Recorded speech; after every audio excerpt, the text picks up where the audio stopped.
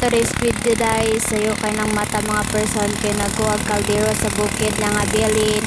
And ano pangutana nga ano sa ako mata kay basta. Look at the view here, it's so amazing. Nawa na mga fogs and nindot kaayo na sa mga ice, balagap dos.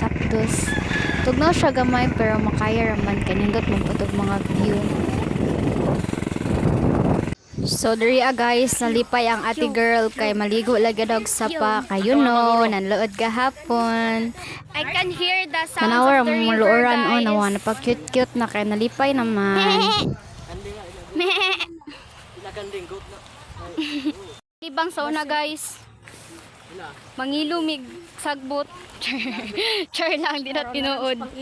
You see So that, diri guys, klaro na jud ang sapa niya. Gimingaw see po ko my- diri ang lugar guys the river kay in mo my 6 two years na eyes. jud ko ligo diri Hi ang. guys.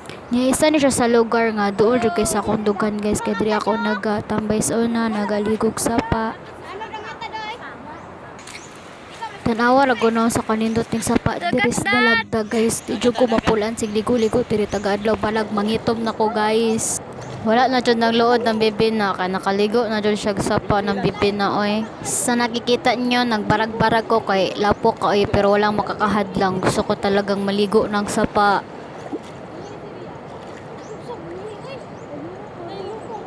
I-enjoy sa natin kinabuhi kay sunod panat na po tag-eskwela anis college life.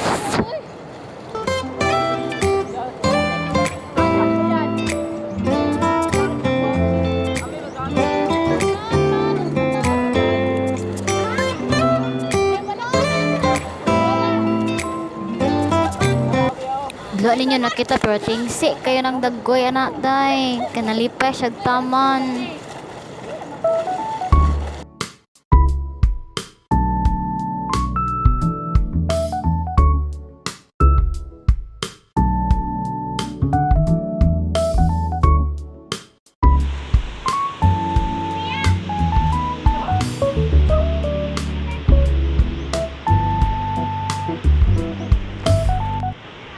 So, diri guys, manguli na miyan. Palungon na nako ang camera.